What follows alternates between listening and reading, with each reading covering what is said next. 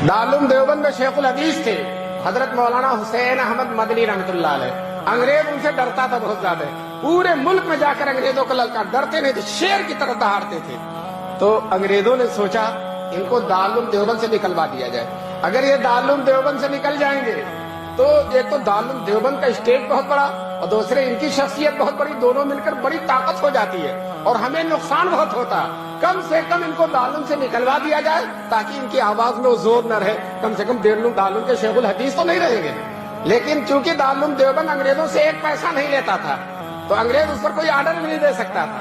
हैदराबाद के नवाब जो अंग्रेजों के तरफदार थे, अंग्रेजों से मिले हुए थे, अंग्रेजों ने हैदराबाद के नवाब को आमादा किया कि आप दारुल देवबंद में चंदा देते हैं, आपका असर और रसूख है, आप अपने असर और रसूख को इस्तेमाल करके मौलाना मदनी जो हमारे सबसे बड़े मुखालिफ हैं दारुल देवबंद से उनको निकलवा दीजिए। यह हैदराबाद के नवाब से अंग्रेजों ने कहा।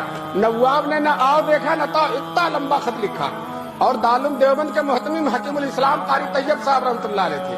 खत ये लिखा, मोहतमीम साहब को मालूम हो कि मौलाना मदनी को मदरसे से निकाल दिया जाए, अगर उनको नहीं निकाला जाएगा तो हम इतनी बड़ी रकम जो चंदे में देते हैं बंद कर देंगे। चुनांचे हजरत ने जवाब दिया, अंग्रेजों को मालूम हो, नवाब हैदराबाद को मालूम हो कि मौलाना मदनी का मदरसे में रहना अंग्रेजों के लिए बहुत मुफीद है। क्यों? हम उनको हफ्ते में 6 दिन छुट्टी नहीं देते, बुखारी और तिरमिजी पढ़वाते हैं, जुमे के 1 दिन छुट्टी के मिलते हैं, मुल्क में कहीं जाकर अंग्रेजों को ललकारते हैं। तो अगर हमने उनको मदरसे से निकाल दिया तो उनका पूरा हफ्ता खाली हो जाएगा और जब पूरा हफ्ता खाली होगा तो 1 दिन के बजाय 7 दिन हफ्ते में मुखालफत करेंगे और जब 7 दिन मुखालफत करेंगे तो अंग्रेज को अगर 7 साल में जाना तो 1 ही साल में जाना पड़ जाएगा। इसलिए अंग्रेजों की भी भलाई इसी में है कि शेर को पिंजरे में बंद रखा जाए और मौलाना को मदरसे में। ये कारी तैयब साहब ने जवाब लिखा। कुछ दिनों के बाद शेखुल इस्लाम हजरत मदनी को मालूम हुआ तो दफ्तर एहतमाम में तशरीफ लाए। हजरत कारी तैयब साहब से कहा, कारी साहब मेरे बारे में क्या खत आया और आपने क्या जवाब दिया?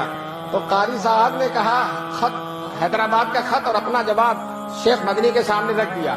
हजरत मदनी ने संजीदगी से वक़ार और तमखनत से मुताला करके कहा, मोहतमीम साहब दूसरा खत लिखिए और ये लिखिए कि नवाब साहब आपने धमकी दी है कि आइंदा चंदा बंद कर देंगे।